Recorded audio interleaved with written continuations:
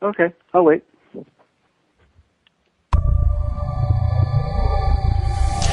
Welcome to Paranormal Palace Radio, where truth equals reality, and truth is often stranger than fiction. Hello, everyone. Welcome to Paranormal Palace Radio. This is your host, Royce the Redneck Radio Man. And joining me today is going to be James Barrett. And we're going to talk about the Shroud of Turin. And he's got a book out in which he explains how he thinks he has found a silent gospel inside the Shroud of Turin. Now, I myself have not had a chance to read the book. However, I have, seen on the History Channel, I want to say History Channel, or one of the other documentaries about the Shroud of Turin, and I know about the radiation that it's had in the actual cloth itself, which could have indicated might have been caused by a burst of energy like an ascension perhaps, or a transfiguration or something of this nature. So, the whole thing makes a lot of sense to me, but before I stick my foot in my mouth, I'm going to let James tell us more about it, since he's more familiar with it than me by far, since all I know is what I saw on TV. So, James, how are you doing today? I'm doing great. Thanks for having me, Royce. James, I want to thank you for coming on the show with me, accepting my invitation. I went to Amazon and I saw your book and I read the book description and I was like, well, that sounds like something me and my listeners might ought to learn a little something more about. So I emailed you and you were quick to the task. Well, it's a passion of mine. I was working in human potentiality and heart biofeedback designs in the 90s, and one thing led to another, and my son passed away actually in March of 2000. And I had an epiphany event, and during that epiphany event, there was a linkage between the information I had been working on and in with the Shroud of Turin, the image on the Shroud of Turin. And I had not looked into the Shroud at that time in any depth whatsoever, and I had no opinions of it. And but because of the epiphany event and because of the grief and what had happened with the sudden death of my son, I started to look into it more and more, and I had written down in very great detail what I received during that truly epiphany event. I mean, it was like I was almost downloaded with a very clear vision of material. And I wrote that down, and that basically turned out to be the table of contents for the book. And I stayed true to it, even though I wanted to change it many times over the many years of research on the book. But I stayed true because of my son and the memory of my son. But the bottom line, it took 6 years for that clear memory to complete its river, ride down the river to its completion. And the result was that in the end I started to see that there was a clear connection and correlation between the information I had started with, which was about esoteric traditions and more the mystical traditions and sacred geometry coming from that place, working back into the heart, and then from there on the sacred heart, the immaculate heart, and how that might translate into a biological ascension. And because the shroud was a representation, supposedly, of that event. So when I started looking into it, it became clearer and clearer that this little information download that I had was holding up against all the evidence that I was collecting. And I started collecting more and more and reading more and more. And over the years became pretty much very well read and have a very large library on the science done on the shroud and on the history of the shroud. And coming from a place of human potentiality, I came into the esoteric traditions, and in Buddhism, they have a tradition where an individual of very high status and attainment can transmute their body at the time of death. And that's called the rainbow body attainment or the light body attainment in various traditions, and especially in Tibetan Buddhism.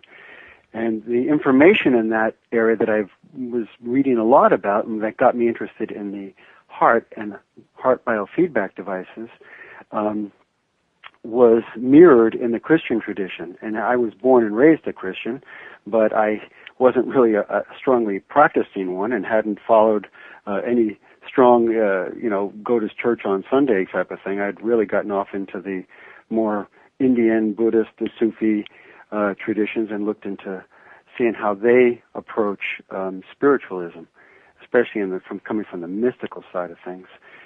And the Shroud, as it turns out, is, I think, the genuine article. I think after all these years, I have a bias towards it being genuine now, and that a man named Jesus back in the first century, probably around April 1st, 33 AD, actually ascended.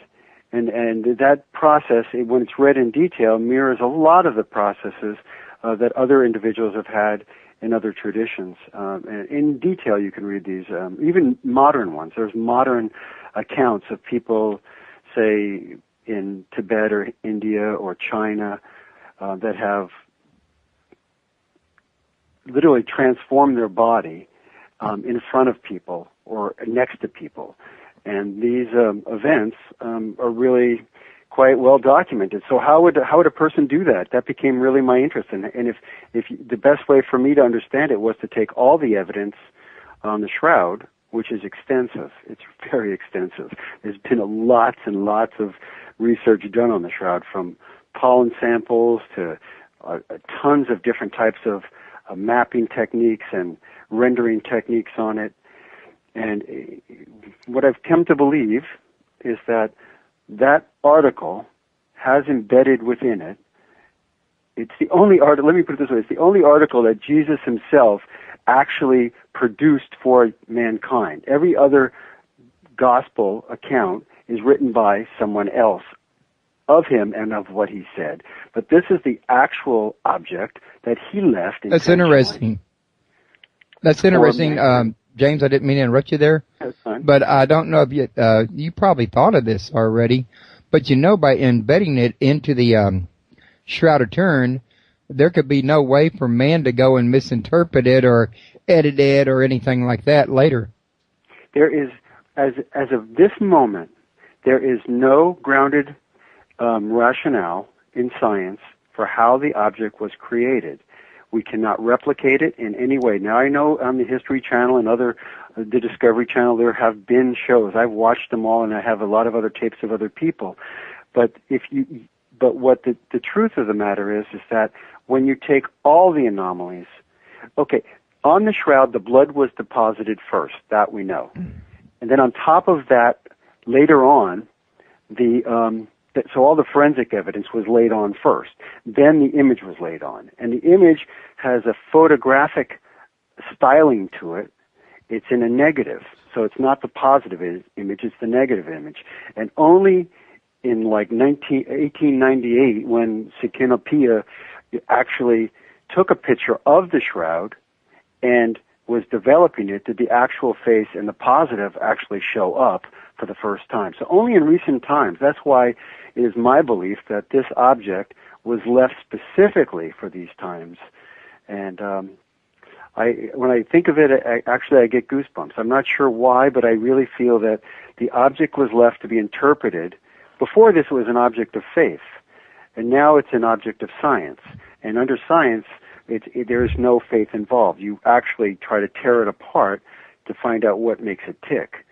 And we've had the greatest minds since 1973, 76, 78, doing lots of work, and all the information that came was rehashed and looked at. It's gone through more peer-review processes than you can imagine.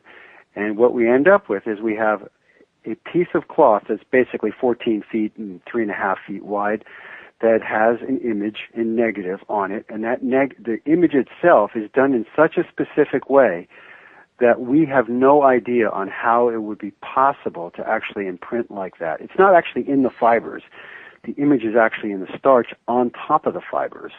And there's areas it's like pixelated in such a way that it contains the actual 3D information, like a holograph would have, of the body that it enshrouded. And that's just mind-blowing to think of, even if you try to do that last year, much less 1,000 or 2,000 years ago. So they still haven't really got technology that can mimic that, do they? They have no technology to even understand a process for mimicking it. What we have right now, last December, the information I received in this epiphany event, let's call it the event, was that it was a form of UV radiation produced at an event horizon of the human energy field. That's what I received. And it was basically very high UV energy. And what this, Lawrence Livermore here on the West Coast is a very high-end research like Los Alamos over in New Mexico.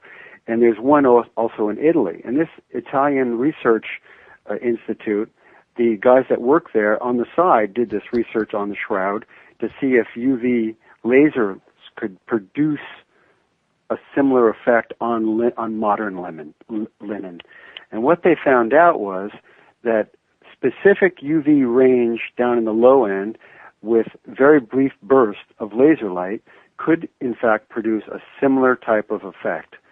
So what we know is that some form of light irradiated, and remember this is a negative, so think of taking a picture on old film.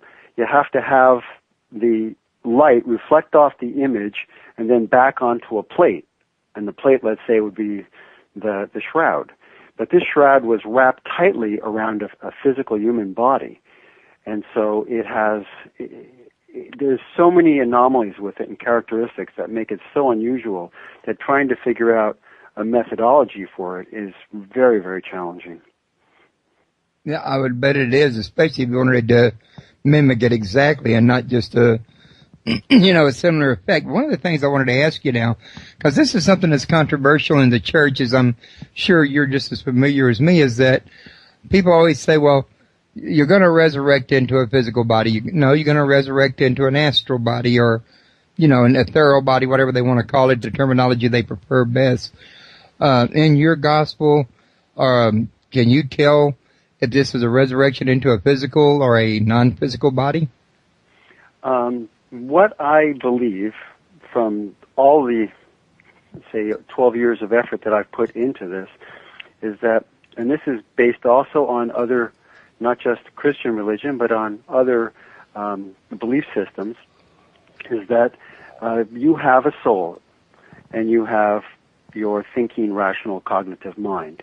And those two aspects of yourself interface through your physical heart and the energy field that's created by that space. And when those three, let's say, aspects or facets of yourself, your intelligence, your awareness, unify, then that aspect no longer can be held in physical form. And so it causes a phase transition, just like, water turning into vapor, that kind of thing. And it reverts back to the organic materials that it literally was born out of, from a quantum or perspective or any of those type of physics understandings. So for me, personally, a physical body, your consciousness doesn't go away, the consciousness that is you. It's just how unified it is with, let's call it the divine. But the divine could be the absolute. It could be whatever you like to imagine it or think of it. But that field or that state of consciousness that is the divine, God, let's say, when you're in resonance with it, you have a certain level of compassion, your energy field literally morphs into a space. And this morphing doesn't happen immediately. It happens over time for most people. And your DNA can change, your genetics can change. All that stuff actually occurs, and we have now understanding on how that occurs. But literally, for the few individuals that have actually dissolved into a flash of light, those individuals, I cannot tell you where they go or what happens to them. It's pretty amazing just to think of it. But I will say this, that I believe that the process of incorruptibility, which a lot of the Christian saints, especially a lot of the women Christian saints, have exhibited, and that's a process where the body doesn't corrupt or decay after death. And there are many cases of that. And that process is very similar in its process to the ascension process or the light body attainment process, depending on the terminologies you'd like to use. Right. What I will say is one thing is this, is that the man that lived 2,000 years ago in Jerusalem, this person, I think, was one of the first to do it like that, and was that dissolved completely, and that was around. I think he actually ascended, stayed around for his disciples in some form for at least 40 or 50 days after, and there are other individuals like that that have done that for their disciples in Indian and Hindu and Buddhist histories. But then this individual left, and where he left and where he went, and the place he actually resides right now, I have, in the consciousness he resides in, I don't really know or understand. I'm just trying to understand the physical, biological process of ascension, and in doing so, have come to certain realizations about the psychophysiological effects that it requires. Okay. Now, pardon me. I got a little frog in my throat. I was going to say, I forgot to mention this earlier, but James's website is www.silentgospel.com. You can learn more about him, his books, his articles, and everything that he's got over there. Also, there's a link to his book at Amazon right underneath his show description. And for those of you that's listening at other locations, the call-in number is 832-632-7904. And also, if y'all like to join us in chat, ask questions in chat, what have you, get the newsletter, come to www.paranormalpalace.com. I almost forgot to throw that out there for everybody, James. I apologize. Yeah, I appreciate it. James A. Barrett, JamesABarrett.com is the easiest portal to find most of my material. And I have not updated the website that often. I'm more interested in researching, reading, writing, and talking to folks like you than spending time on the website updating it. But that's JamesABarrett.com is the main portal for, you can even get to the Silent Gospel through there. Okay. Now, we just had a question from Leslie in the chat room, and he wants to know, is James saying that the energy that put the image on the shroud is the same or similar to pranayama, I mean? Pranayama is an energy that you produce within inside yourself, that you bring up within inside yourself. That's an energy of like, say, using your chi or life force or however you'd like to interpret it. But no, the energy that imprinted the shroud, if you can think of, like, there's a process, the clearest process, if anybody would like to see it, is there's something that they learned a few years back called sonoluminescence. And sonoluminescence is they take a bubble of, like, gas and oxygen or something like that, and they put it in a liquid like water, and then they use sound waves and they pulse it at that bubble. And the bubble, what happens to the bubble will all of a sudden start vibrating, it'll expand, and then all of a sudden it will implode. And the energy spectrum that's inside that oxygen bubble will be 10,000 to 1,000,000 degrees, like hotter than the sun. But the implosion of it is so complete that none of the heat from that bubble is transferred to the liquid that it's sitting within. And that's hard to comprehend, but that's the mystery of sonoluminescence. And there's Byron University, I think, there's several other universities, Santa Barbara, that are looking into these processes, and you can look it up online. But, like, it's the same type of process as you see, like, a ladybug, with the chemistry aspect of it when they light up, or some of these fish you see down deep in the ocean that have, like, a sonal chemistry going on, where they produce, like, an internal sound wave similar to, like, your heart beating, and that produces chemistry that lets off light photons that you can actually see. Well, if you look at sonoluminescence, what you have is a bubble that expands slightly and then collapses into nothingness and dissolves out of this plane of existence. It phase transitions from being a bubble of gas in a container of water to nothing. And when it does that, it implodes so completely that none of the energy is released into the surrounding area. But understanding that process is challenging, and one of the best ways of understanding it is the same idea as thinking of as a black hole. And when this thing goes from one state to another state, and it exits this phase of existence, at the event horizon of that sonoluminescence event, you'll see light come off, and that light gives off a spectrum. There's photons.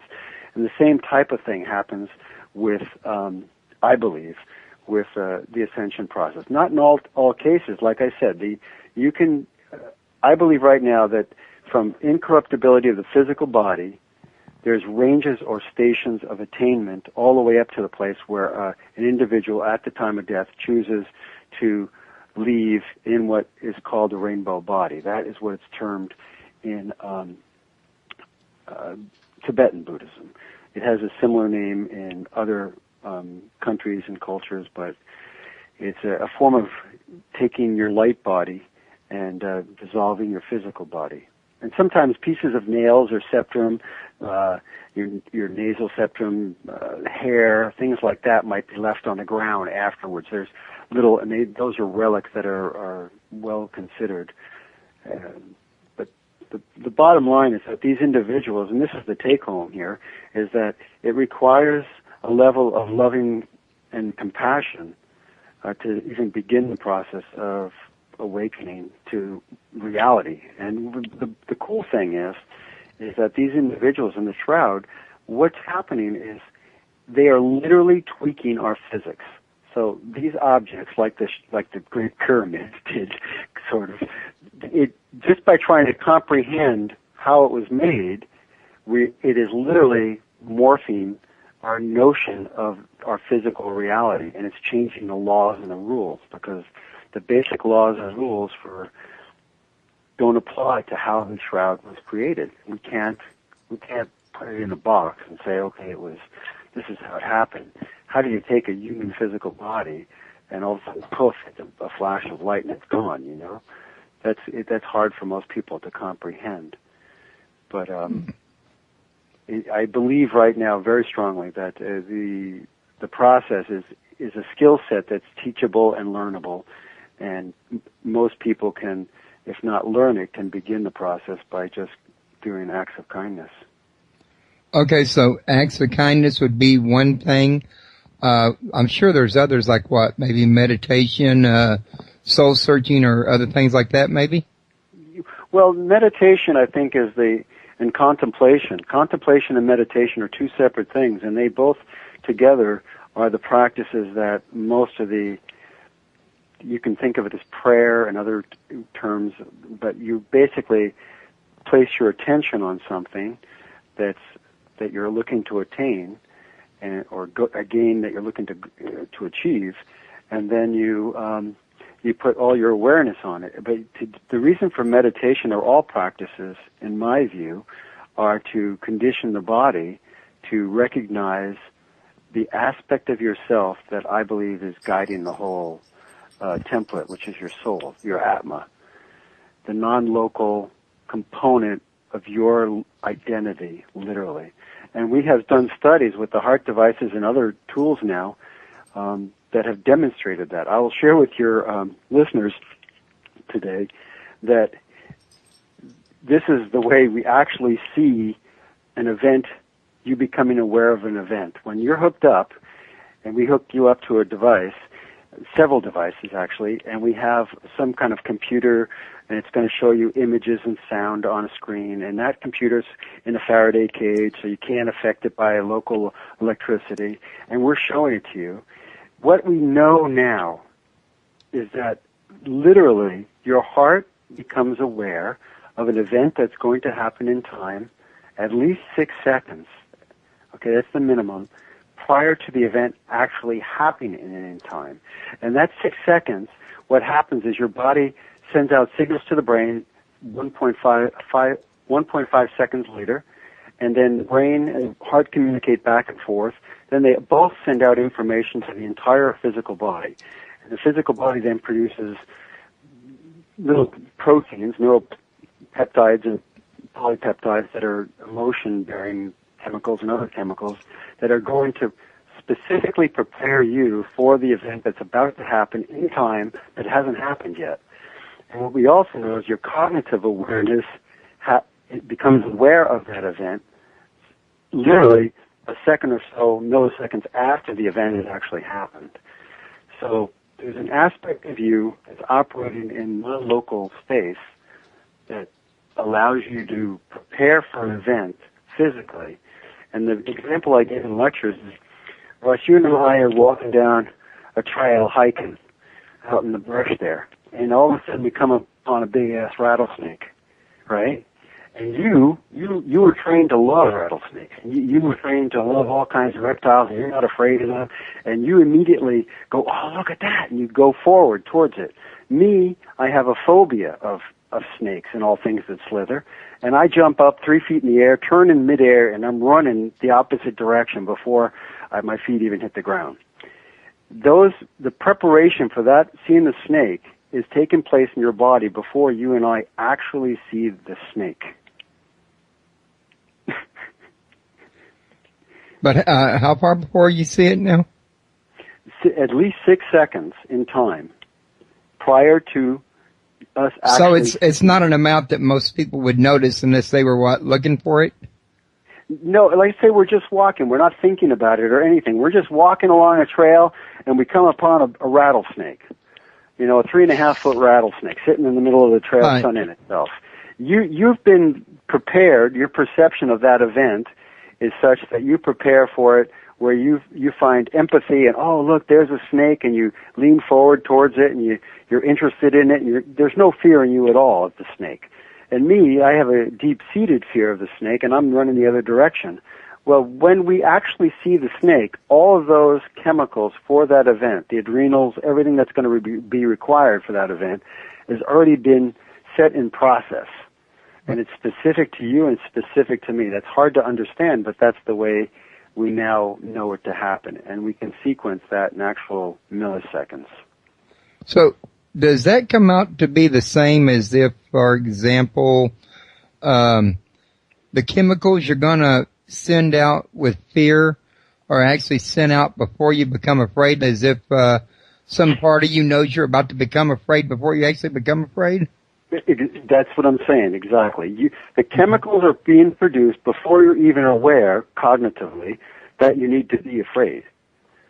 So then there's a part of you that's actually going ahead of you, you might say, kind of like maybe an astral body or something. Now you see, that's what we're talking about. That's what we're talking about. And that other piece of you, let's call it the soul, just for the spiritual point of view, or you can call it the witnessing aspect of yourself. There's many different ways or let's call it your higher self. But that aspect of yourself is operating not in time-space. It's not operating in the same realm of physics that you and I are normally becoming aware in. You see, but that's an actual component of you. It's taking care of you. It's looking out for you. It's making you, oh, here we go. We got an event coming in. So either time is off a lot, or you have a component of you that operates in another dimension. Right. And these components need to unify in some aspect. That's what and when it does unify, it indicates itself by the heart becoming very coherent and harmonic. And we can witness that, we can see that, we can record that. And those moments, if you sustain them, you might say feel peaceful. They might say they feel joyful. They have a sense of inner peace and harmony and connectedness. And what's actually happening in those moments is the energetics, the electrical vibrations of your entire physical body are literally becoming phase aligned. They're becoming like music in a symphony. And when that happens, your body, then your immune system operates better, your other functions, physical functions operate better. And if you continue that path, and you keep moving down that path, you have genetic changes, you have neural pathway changes, and you get to a place where you then become less self-oriented, and you become more selfless. Right. And those selfless places allow for real magic to have happen from the esoteric understandings. Okay. Taken to its limit, it literally allows you to puff out of existence in a flash of light. And I think one of the first guys to do it on the planet was a man named Jesus Christ. And I think he set a standard and broke the mold and said, yeah, you can do this. And said, hey, okay. It's like the first person to run a mile, under a certain amount of time, broke the mold for certain things. And now we have lots of people doing things. I mean, when I first started this adventure, before I even knew about the shroud, I was looking into human potentiality and how people go down deep. And we have people that are going down deeper, free diving deeper than you go with aqualungs. And the reason they can do it is because their bodies created new reflex systems genetically in the body that keep the pressure of the blood. They create like an antifreeze. They do all the stuff that allows them to go down their teeth. They become like yogis, but they're not really yogis. They're just free divers. But they've learned a new skill set because somebody else showed them how to do it and taught them the skill sets on how to achieve it. And then they had the level of mind to quiet it down enough to be able to dive. But then you have people that have personality disorders. And 1 minute they're like one thing, and then the next minute they're a completely different person, and they're like a bipolar. Well, bipolar is one thing. This personality disorders. These people, the extreme cases, are quite interesting because you can have a scar manifest on your body or a disease, and then when they switch over to the other personality, that goes away, and they don't have it, and their body literally morphs into what they are based on their personality.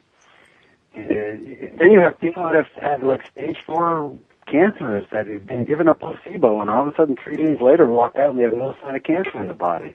And the doctors are amazed that the person doesn't have cancer. What they're amazed at is where did all the trash go when the body cleaned itself up? How did the body not crash and burn and trying to get rid of all the junk, the bad cells that it had to clean up and the tumors?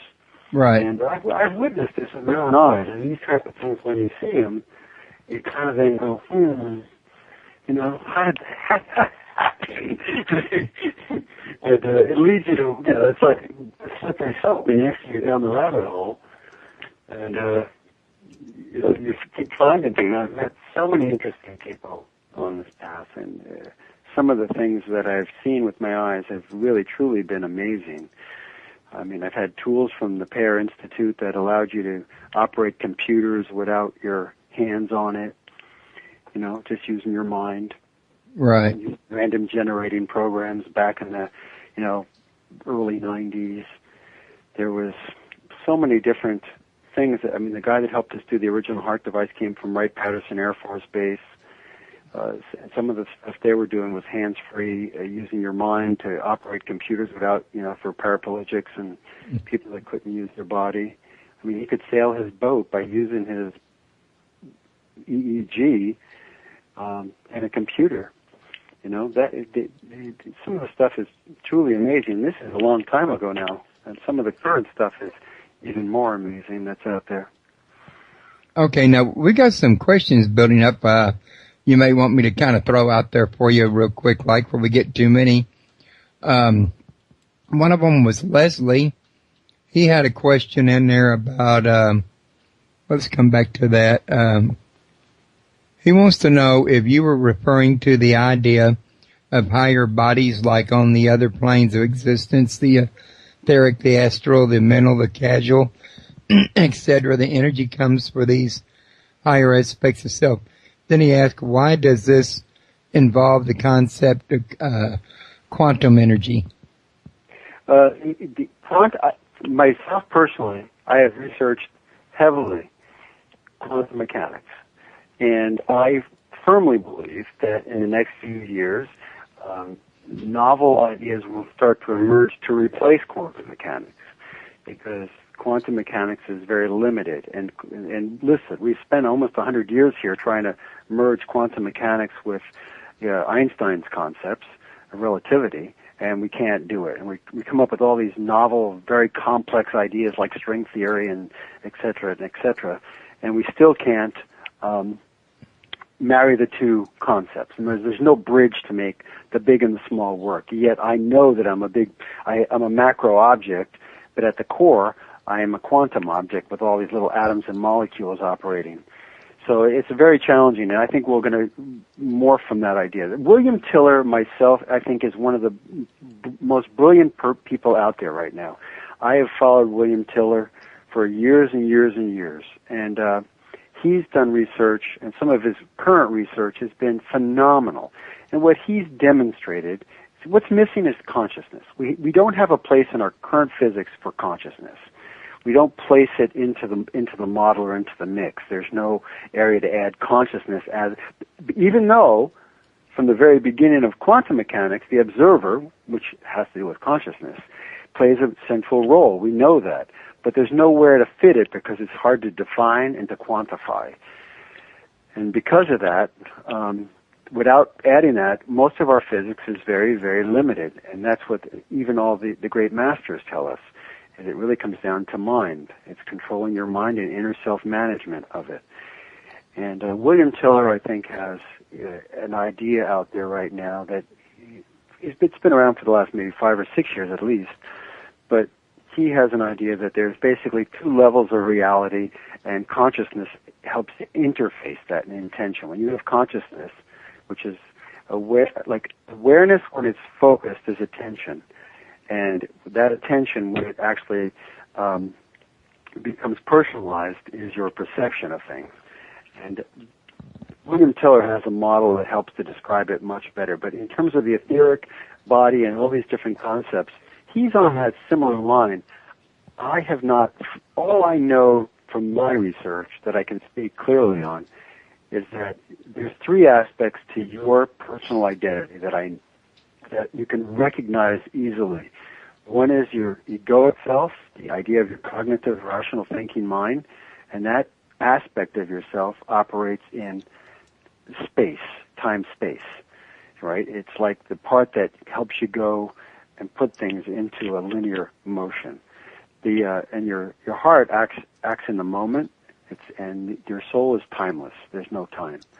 And these 3 components, they literally work together, and I think the way it should work is your soul should be guiding and it chose a body and to have for some form of evolutionary step. And what happens is the egoic self sort of hijacks it somewhere along the lines, and it starts taking over.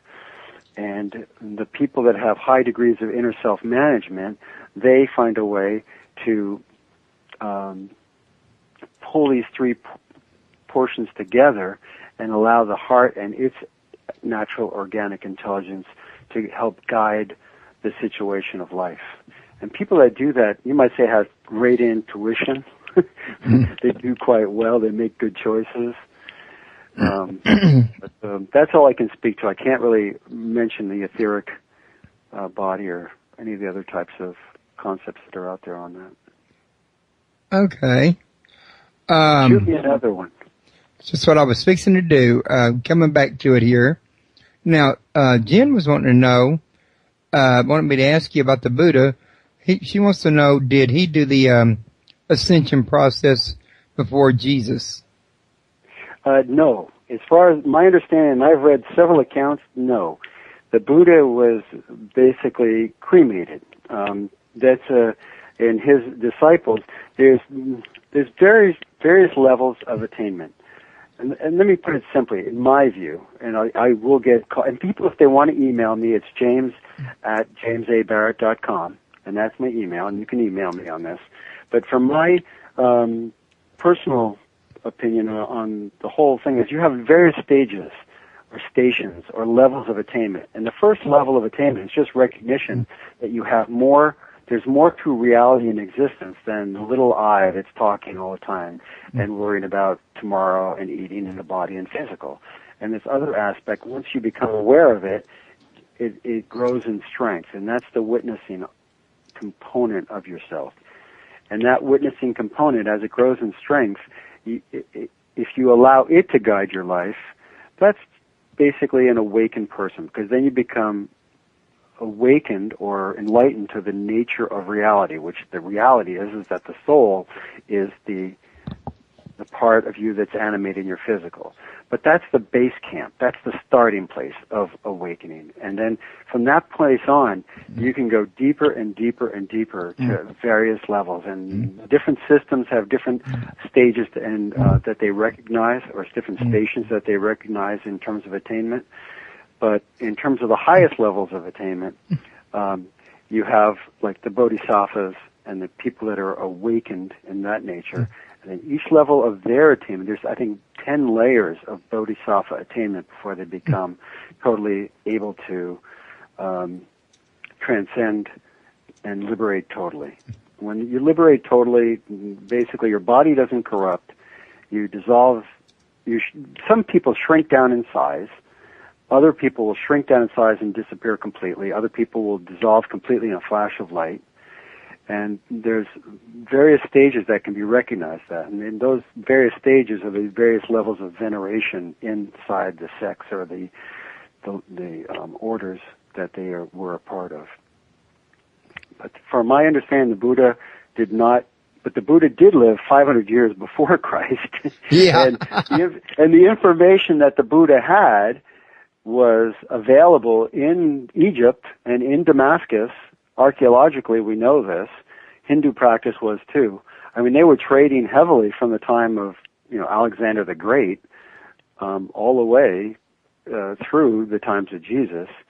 And they were trading goods back and forth. And when they traded goods, they had brought their culture and their belief systems and we believe the Apostle Thomas went to India after, and he followed the same routes that Alexander took and went over to India and brought Christianity there.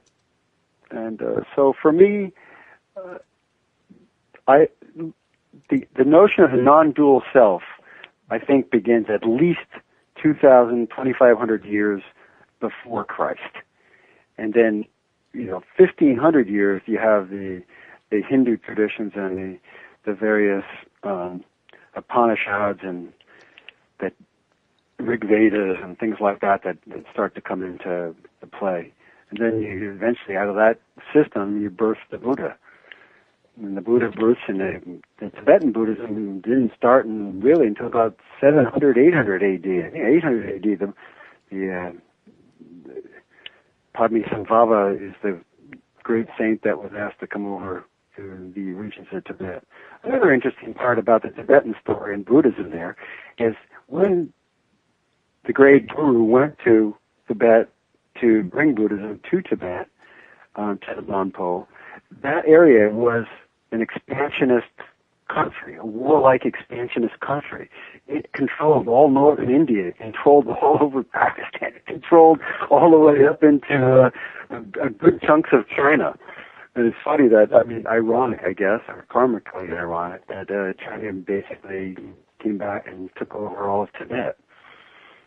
But in those years, Tibet was a very warlike expansionist country. Okay. Now, I've got another question in here from Jen, and she was also asking, what does borderline personality disorder mean to you? Borderline? Yeah.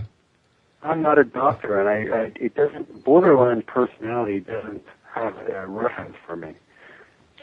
I don't have a reference place to put the term borderline. What I was talking about before were multiple personality types, and that's the type that I've looked into in some depth because of the abilities they have physically. Bipolar and these other ones, the chemistry of the human body is amazing. Yeah, that's what I heard. My father was a healthy young man there having fun traveling around, and one day he had an operation on his wrist, and the anesthesia got to him and changed some of the chemistry, and they gave him some drugs for antibiotics, and it changed the chemistry, and then he became paranoid and delusional, and that happened within 3 days. And that's just the chemistry that can happen in the physical body. It's very, very simple, and that's why I said it's easy, if you understand all these things, to understand that ascension attainment in that level is very real and possible. And the Shroud of Turin is an actual witness to one such event, one of the first, I believe. And it's quite a truly amazing archaeological object. Right. Just that it dated that's long past wars and political intrigue and floods and earthquakes and everything under the sun.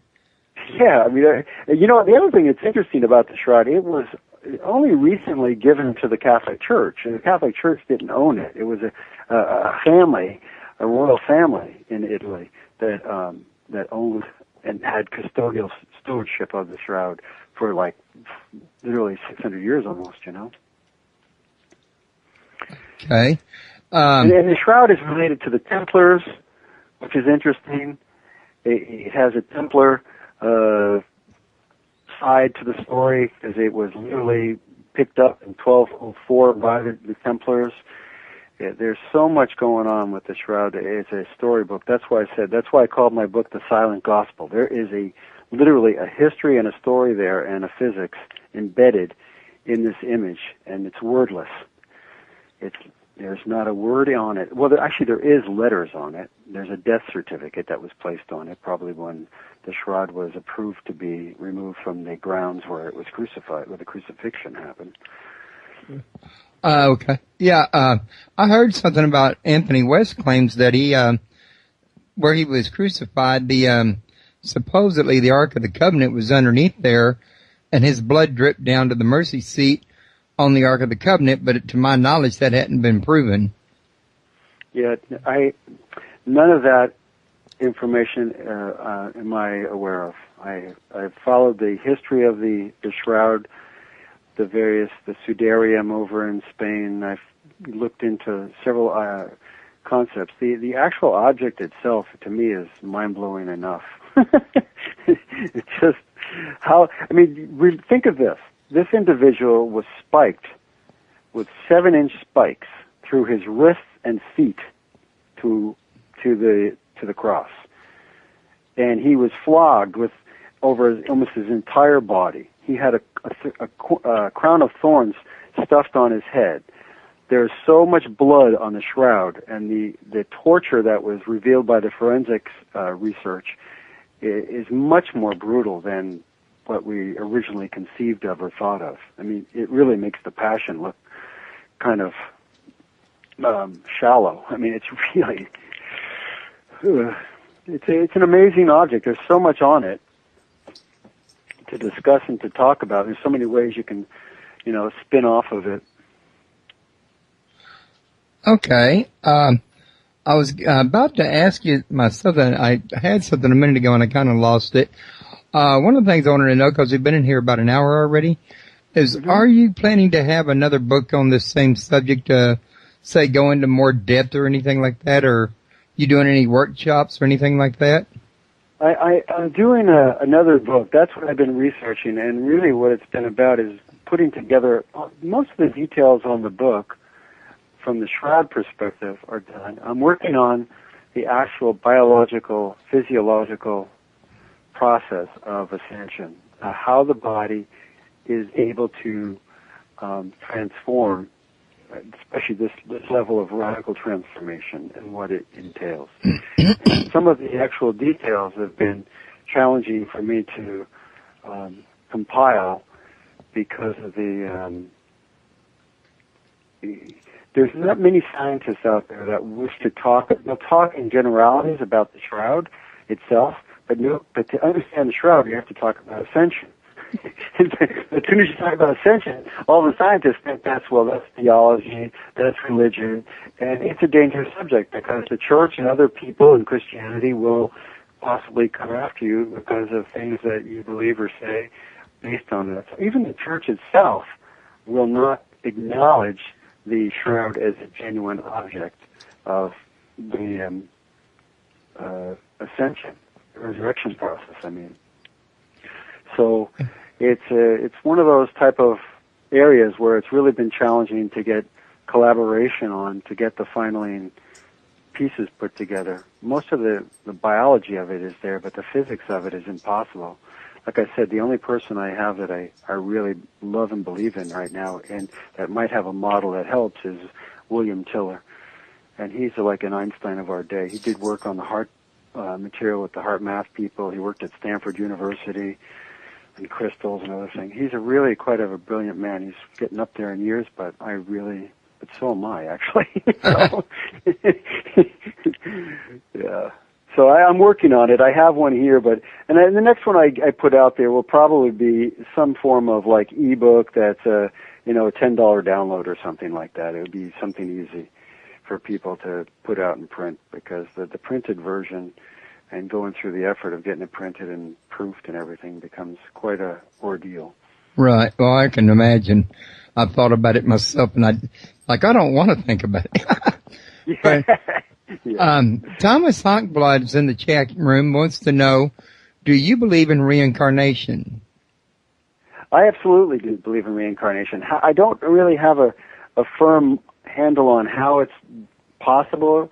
I just know that since you do have a soul, which we helped to demonstrate with our devices back in the 90s, in that soul or witnessing aspect or non-local component of identity, of self, the terminologies are so challenging to give to people, that you have a component of your individuated identity that exists in the timeless state. And this component has awareness. And from what it looks like from the actual physics is that component governs the operations of your physical body right now in real time. So if that's the case, and when the physical body dies, why shouldn't that part then look for another body or another vehicle to incarnate into again to try to achieve what it achieved in this life? So that concept I really do believe in, actually. Okay. I was going to mention to you that it's interesting that we were talking about this subject, because you mentioned earlier before the show that this is a perfect time for it, what with Easter being, I don't think tomorrow, but next Sunday, if I'm not mistaken. But you know what else is really a perfect timing for it? Is my next guest, Tuesday night at 8 p.m. is a man named Kirby Surprise, and he has a book out called Synchronicity, and he goes into how he believes in his book that our soul helps reveal itself to us through synchronistic events, and how it helps us to create our reality as we go, which I think is kind of partially related to what you got in your book, and kind of like an offshoot, in other words. You know what I'm saying? Yeah, no, you're right on. The information we brought to the table back in the 90s, a bunch of us, not just myself, but the information we brought to the table was basically that is the case, is that your heart knows one word, and that's yes. And when that yes resonates, okay, or when you're following your gut, this other part, this part that's operating. Remember I told you, you're operating we're going down the path, we're going to see the rattlesnake, and we're preparing for it. Well, if you can get in touch with that, what's going on internally before the event, you can create an awareness of that, and that becomes what you perceive as a synchronicity. You see? Because, I was just thinking of you. Well, how were you just thinking of me, that connection is there. It's just becoming aware of it. And the saints and the enlightened masters, the ones that have truly evolved, they have access to that. So they have a wisdom there that they can know about an individual or an event or something that might seem quite esoteric and interesting, but for them, they're just paying attention.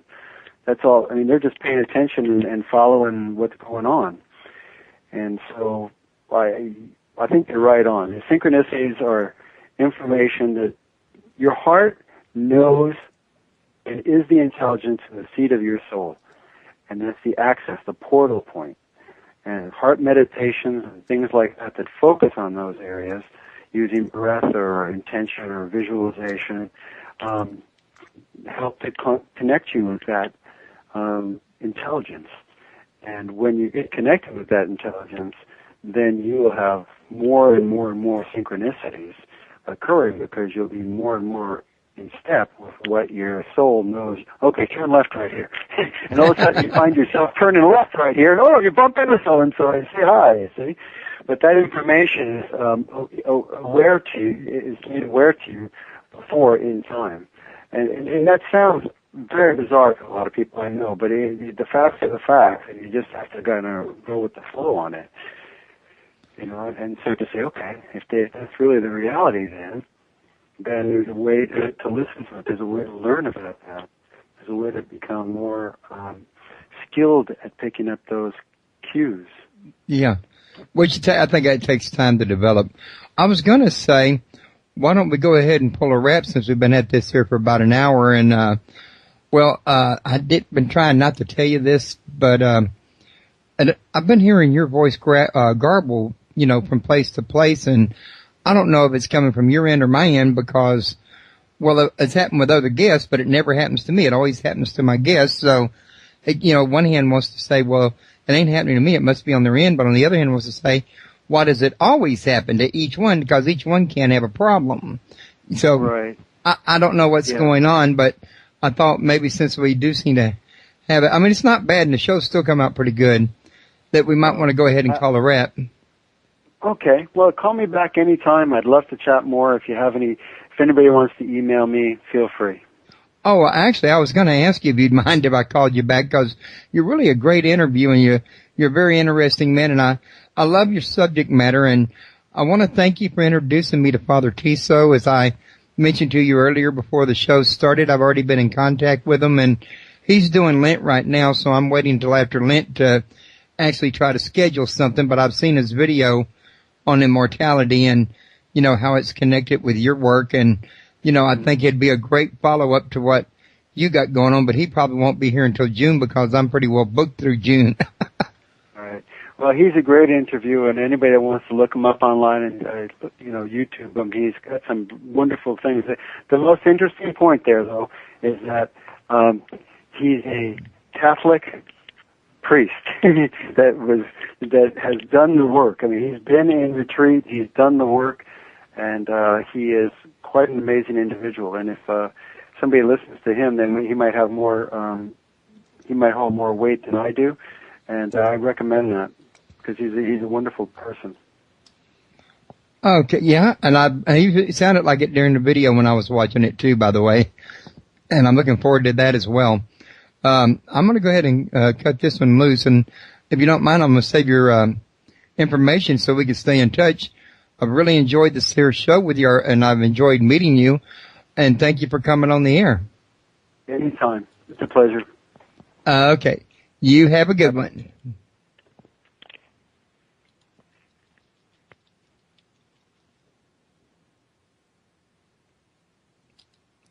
Okay.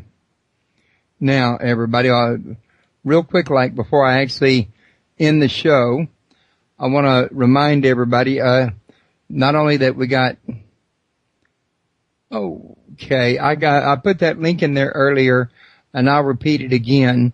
It's www.silentgospel.com.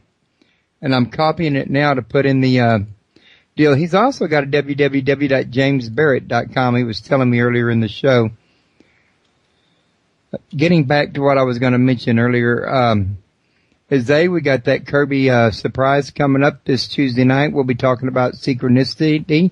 I've read his book. It's very fascinating. I think you're going to enjoy listening to him. And in addition to that, next Saturday, my guest is going to be Bill Burns of the UFO Hunters. And he's got 2 new books out he wants to talk about. I think one of them is a UFO guide. The other one is it's either Haunted America or Haunted Worlds, and that's not the exact title, but I don't have that right in front of me right now. But I will have it up on my site, over the next week or so. I also want to mention everybody, there's a Strange Lights Publishing Presents is having a conference June 16th and 17th in Sacramento, California. And the link to it's further down the page underneath all the show promos. It's got pictures on it to some of the guests. Feel free to click on that and visit them and see what you think about the conference, especially if you're in Sacramento already anyway. Want to let everybody know that I will be at the conference via Skype to interview some of the speakers as well as take questions. If y'all have any questions y'all want to forward to me for that event, and it's in June, feel free to forward me the questions, and I'll put them on a document, and I'll ask them when I'm in the conference. And also want to invite everybody to visit my friends at UnitedParanormalInternational.ning. And you know what? I should open up that page and have that ready, which I'm doing right now.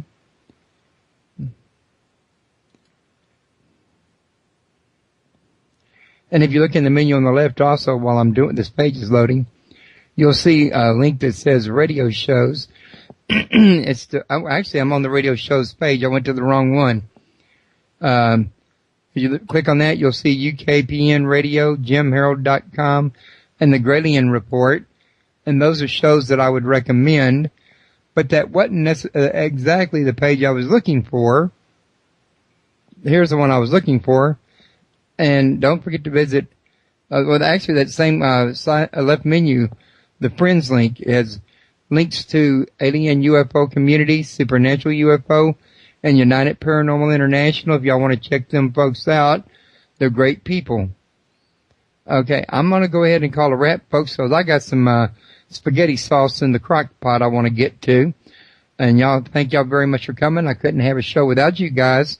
So y'all be sure to pass the link around and invite your friends, and we'll see you here Tuesday night with Kirby's Surprise. Thank you very much.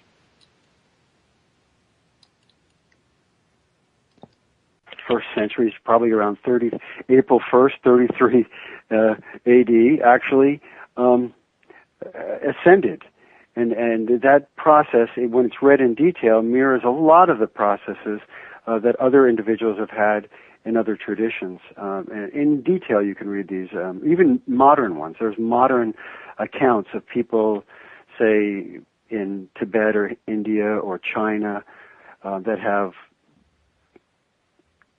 literally transformed their body in front of people or next to people. And these events are really quite well documented. So how would a person do that? That became really my interest. And if the best way for me to understand it was to take all the evidence on the shroud, which is extensive. It's very extensive. There's been lots and lots of research done on the shroud, from pollen samples to tons of different types of mapping techniques and rendering techniques on it. And what I've come to believe is that article has embedded within it, it's the only article, let me put it this way, it's the only article that Jesus himself actually produced for mankind. Every other gospel account is written by someone else of him and of what he said. But this is the actual object that he left. That's interesting. That's interesting. James, I didn't mean to interrupt you there. That's fine. But I don't know if you probably thought of this already, but by embedding it into the Shroud of Turin, there could be no way for man to go and misinterpret it or edit it or anything like that later. There is, as biofeedback designs in the 90s, and one thing led to another, and my son passed away actually in March of 2000, and I had an epiphany event. And during that epiphany event, there was a linkage between the information I had been working on and in with the Shroud of Turin, the image on the Shroud of Turin. And I had not looked into the Shroud at that time in any depth whatsoever, and I had no opinions of it. And because of the epiphany event and because of the grief and what had happened with the sudden death of my son, I started to review, look into it more and more. And I had written down in very great detail what I received during that truly epiphany event. I mean, it was like I was almost downloaded with a very clear vision of material. And I wrote that down, and that basically turned out to be the table of contents for the book. And I stayed true to it, even though I wanted to change it many times over the many years of research on the book. But I stayed true because of my son and the memory of my son. But the bottom line, it took 6 years for that clear memory to complete its river, ride down the river to its completion. And the result was that in the end I started to see that there was a clear connection and correlation between the information I had started with, which was about esoteric traditions and more the mystical traditions and sacred geometry coming from that place, working back into the heart, and then from there on the Sacred Heart, the Immaculate Heart, and how that might translate into a biological ascension. And, okay, I'll wait.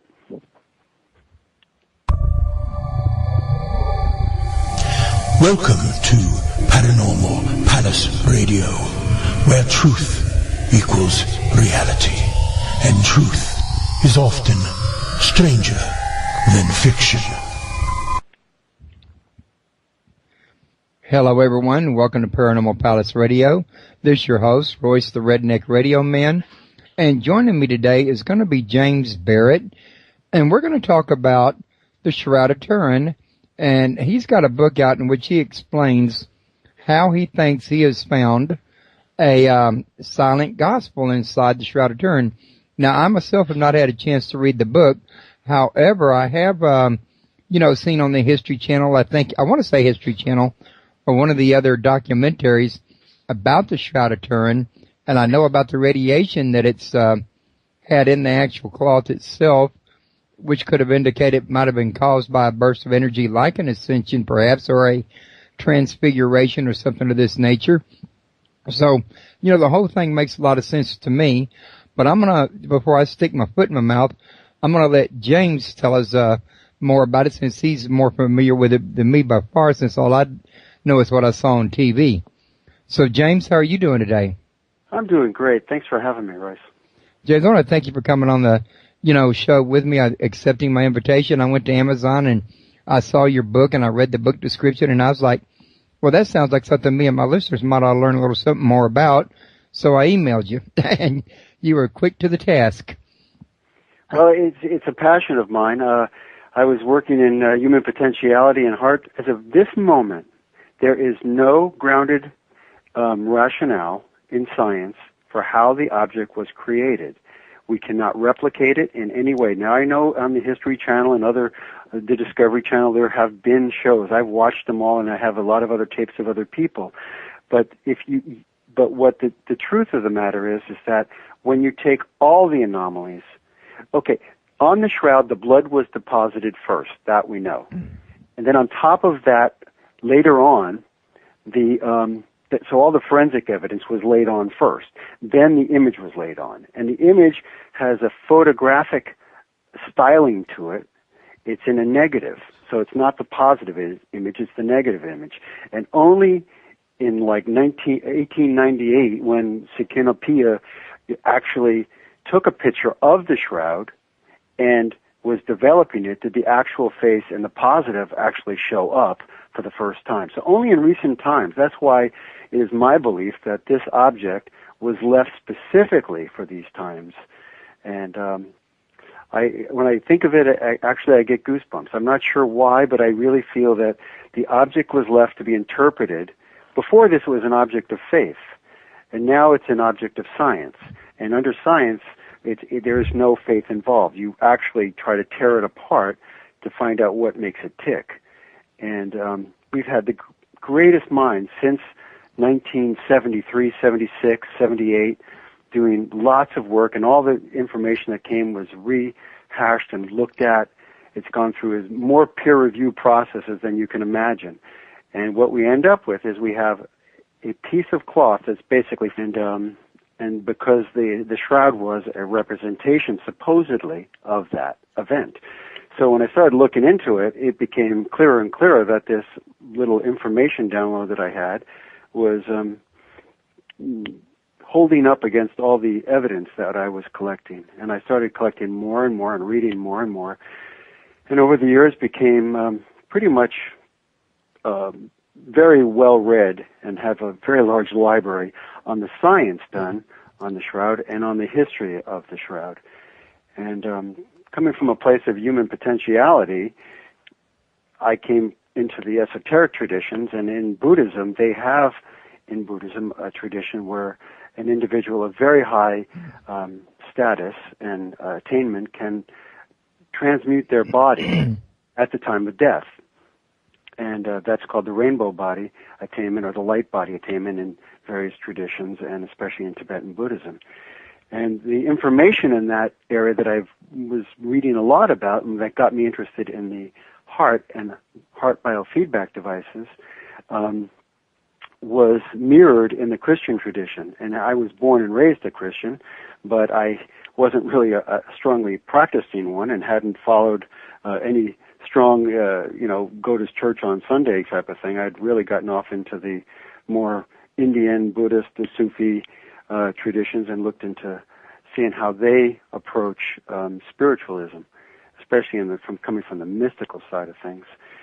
And the Shroud, as it turns out, is, I think, the genuine article. I think after all these years, I have a bias towards it being genuine now, and that a man named Jesus back in the